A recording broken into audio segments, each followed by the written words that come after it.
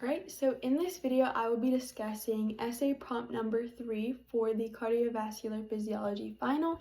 So for this question, I will just be addressing the 3 different surgical approaches to treating heart disease. And so these approaches are going to be angioplasty, stent, and bypass surgery. So before I get into those surgical approaches, first I'm going to talk about what exactly heart disease is and what are these surgical approaches trying to treat.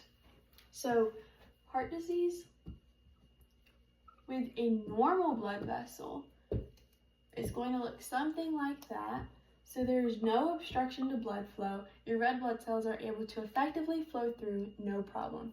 In a blood vessel that has atherosclerosis, there is going to be an atherosclerotic lesion that is going to cause an obstruction to blood flow. So as you can see, that lumen was originally that big and it has been decreased in size to about that big, so we're not able to effectively send blood through this blood vessel. So these 3 different surgical approaches are going to try to ameliorate these effects that are caused by atherosclerosis. So the very first one that I'm going to talk about is called an angioplasty. Now, an angioplasty is going to be a surgical approach that does not require open heart surgery. And so what the healthcare professional is going to do is they're going to nick your radial artery. Your radial artery is going to be on the thumb side of your arm, and it is in your wrist or your forearm. So they'll nick that artery. They're going to send a catheter into it and run it up your arm all the way to your heart, and then find in the coronary artery wherever that atherosclerotic lesion is, wherever the narrowest point is. And so at the very end of this catheter, there's a little deflated balloon and then a camera so that they are able to find where that atherosclerotic lesion is in order to just effectively perform this procedure. And so this balloon, they're going to orient it at that narrow aspect of the lumen, and then the professional is going to blow air into this balloon, expanding it, and that forces that lumen open. And so now that lumen that originally had this obstruction has been forced open, and so it's going to go back to its original size so that blood is able to effectively flow through this blood vessel.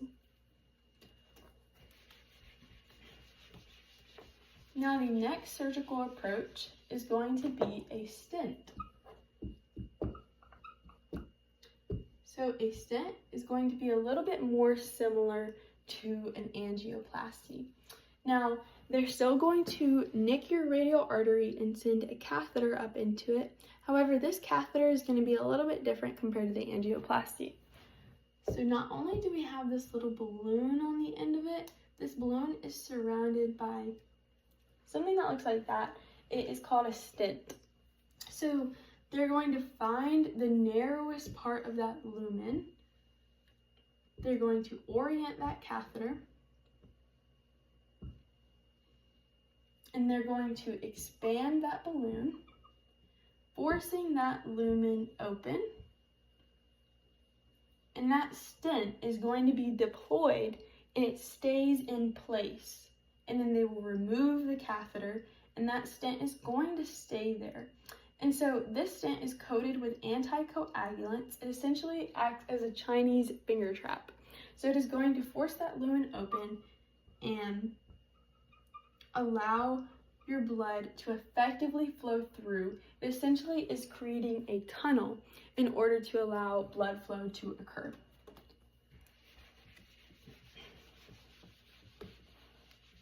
The very last surgical approach that I'm going to discuss is called bypass surgery.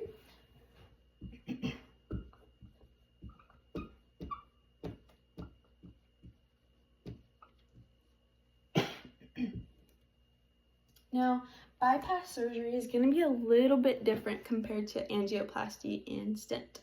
So what the healthcare professional is going to do is they are going to harvest a vein from another part of the body. Typically, it's going to be the saphenous vein, which is in your leg. And that is because the saphenous vein is more superficial and it is a very long vein, and so it is going to be the most easily accessible to the healthcare professional. So they're going to harvest that vein and they're going to find where that atherosclerotic lesion was in your coronary artery, and they will stitch that vein that they harvested over top of where that lesion was in order to create a new passageway.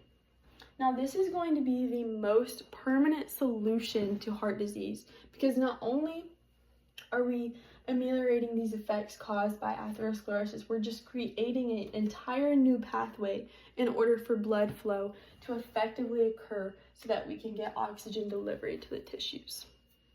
And that is it. Thank you for watching.